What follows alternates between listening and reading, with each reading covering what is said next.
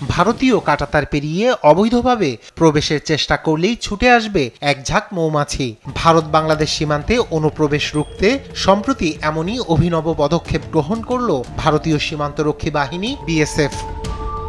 ভারতীয় সংবাদ মাধ্যমের প্রতিবেদনে বলা হয়, সীমান্ত এলাকায় দীর্ঘ জায়গা জুড়ে মৌমাছির চাক বসানো হচ্ছে। এই ব্যবস্থার মহড়া চলছে এখন। সফল হলে পুরোপুরিভাবে তা চালু হবে সীমান্তে।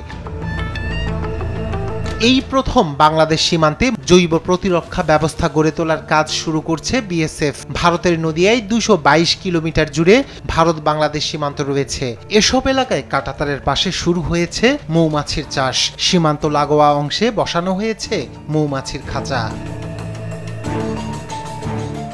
সীমান্তের কাঁটাতার নড়ে উঠলেই খাঁচা থেকে বেরিয়ে আসবে মৌমাছিরা, আক্রমণ করবে অনুপ্রবেশকারী কিংবা চোরাচালানকারীদের ওপর। কাঁটাতার পেরিয়ে লুকানোর চেষ্টা করলেও তাদের ধাওয়া করবে তারা। এভাবেই মৌমাছিদের দেওয়া হচ্ছে প্রশিক্ষণ।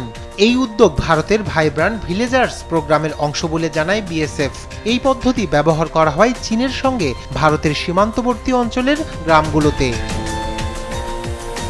বিএসএফ কর্মকর্তারা জানান, ভারত সীমান্ত প্রতিরক্ষা ব্যবস্থাকে নিরাপদ ও কার্যকরী করতে সর্বাত্মক চেষ্টা করছেন তারা। এরই অংশ হিসেবে বাংলাদেশ থেকে অবৈধ ও চোরাচালানকারীদের ঠেকাতে এই উদ্যোগ নেওয়া হলেও এটি সীমান্তের ভারতীয় বাসিন্দাদের কর্মসংস্থানের সুযোগ সৃষ্টি ও অর্থনৈতিক দিক থেকে লাভবান করবে বলে জানান কর্মকর্তারা।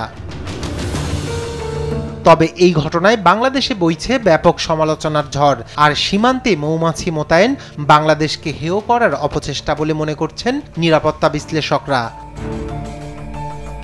রায়হান কবি শুভ্র, নিউজ ডেস্ক, দেশ টিভি।